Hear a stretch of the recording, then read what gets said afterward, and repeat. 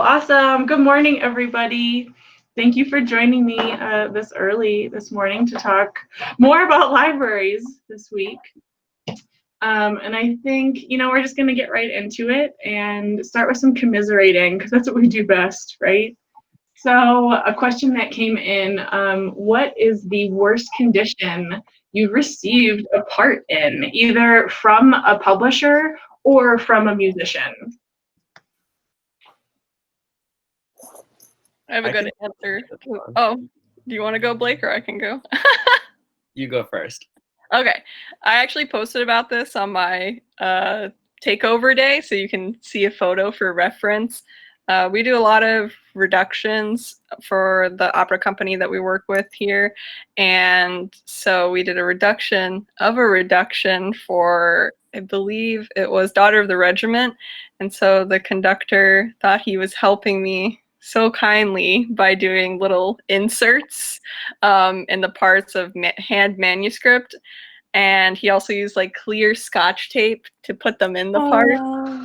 And I had received the parts like pretty late at that point, so there wasn't much that I could do to fix it. And then ended up having to go back and fix it anyways because the musicians were like, I can't read this. And they thought I did it. And so I was like, oh my gosh, I'm really embarrassed that you would think that I would give you something like this on purpose. So that was definitely one of the worst. And it was really painful to like have to take it out afterwards, like to the publisher. It was just like very slow, like peeling back like every insert. So that was definitely rough. So conductors, let us do our jobs. Thank you. It's always when people think they're helping, right? Mm-hmm. Which, like, thank you. We do have a lot on our plates, but also don't. Good. Blake, go ahead. You have some trash music to talk about? Yeah. So my college orchestra, bless them, love them lots. We do a big Christmas concert every year with the choirs and everything. And usually we play off like mostly photocopies. So musicians kind of do whatever they want with the music because they're photocopies, which isn't great, but isn't the worst case scenario. But one piece we had one year was an original. And like I said, everyone, these are originals. You can't scribble all over these. Please take care of them. And I get a part back from the end of the violin section. And it's duct taped to the next piece on the program because this person like wanted to be able to like open up like a booklet, and apparently they only had duct tape, and it was also marked in sparkly purple gel pen. What is wrong with people? Oh, Who does that? Oh no. And why does that even help? When I got it back, I cried a little bit, and I made a few announcements to the orchestra, like, okay, so everyone remembers, it's like a library book. You write in it with erasable materials, sparkly purple gel pens. Honestly, like, use them in your journal, but like nothing else ever. So yeah, that part got shredded. There was no saving it. There was no saving it. And like, why is it always tape or adhesives? Like, can we just do a real quick count of like the different types of adhesives that we have found that people have put in our part? We've heard duct tape. We've heard Scotch tape. I've seen purple glue stick. Oh, glue stick, packing tape. I've seen gaffer's tape.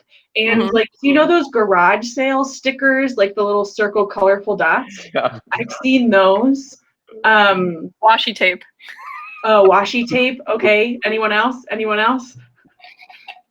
I mean, masking tape used to be the and when I first started working at the Memphis Symphony Orchestra, they like used masking tape like it had to have been for a span of like 20 years because like there were certain parts whenever I'd take them out, they were all bound together with masking tape. Like, at least masking tape, the adhesive dries off and the tape breaks off and the paper's fine. Like, at least you can crisp it off real at gross. least it degrades in that way, but it's not like duct tape or gaffer's tape. It's like you had to seek out this type of adhesive to put in this music. It's amazing to me. On chewing gums on a part before. No. Oh, I've also found a Band-Aid. I've also found a Oh Band-Aid. my gosh. Yes. That's worse. I always freak out when I find, like, I know this just happens, but like eyelashes in parts all the time. Like, I don't like when I'm going through parts and like there's an eyelash stuck on the seam, like on the adhesive seam, and that's when I'm like, ugh. Oh, yeah. I think I have pictures from, oh, I don't remember where I was. I'll have to look through.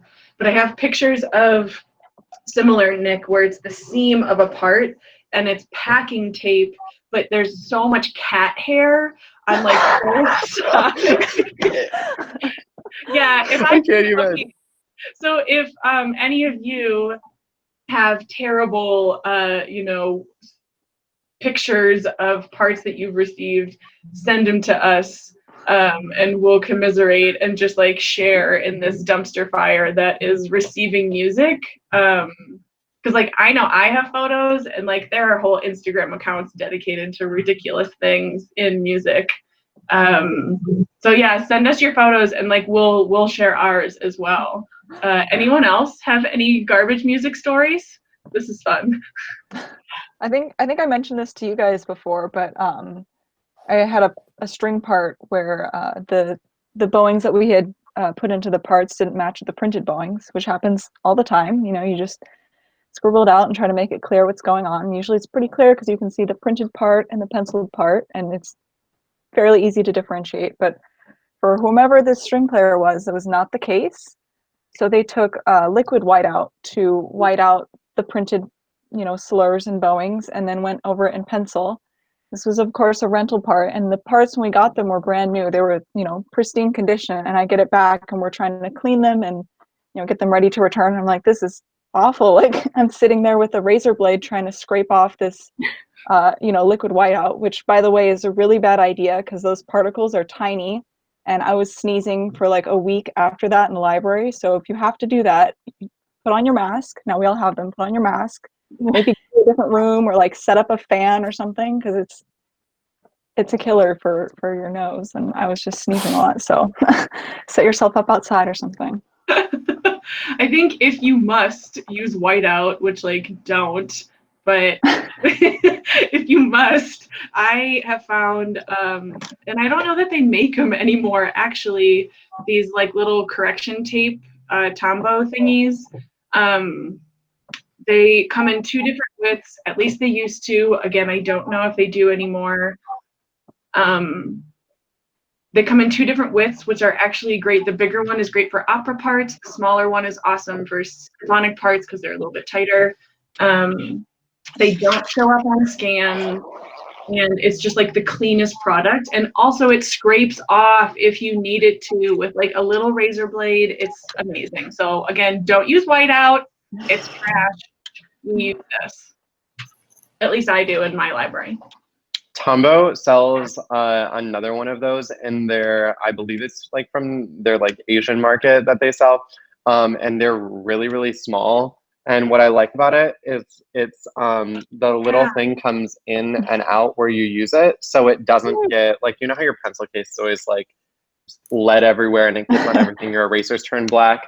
This like kind of protects it from damaging the preliminary whiteout, and it's so small, like that compared to pencil, like the little tip is so small. That's right.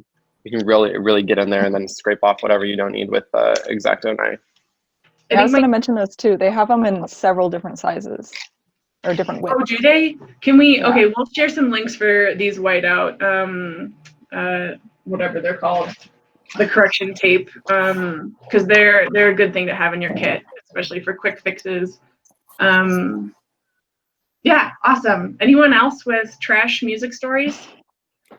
If we want to like start to transition out of that, like whenever I get parts like that back, it's always like disappointing because I'm like, girl, why'd you do this? But also like I'm really excited because my favorite part of library work, this is kind of in my takeover, is I love to replicate a part so it is completely indiscernible from the others in the set. So like I will go as far as to like, if it's just a really old part, like I will print it on paper that like I've actually ironed paper before, like gotten it wet, dried it, and then ironed it so it's like very flat but feels and looks older. And then printing it on that. Printers don't like that paper as much, by the way. And sometimes it will jam. But it's just something that if you have a lot of time, you can do. But even like putting in little pencil markings so it looks like it's been used a lot or anything like that. I love making parts look indiscernible from the rest of the set. It's another level of time. Yeah. Yeah. Like, I guess I've never had what that I'm learning from this is I just have a lot more time than you guys. He's undergraduate student again, guys. Yeah.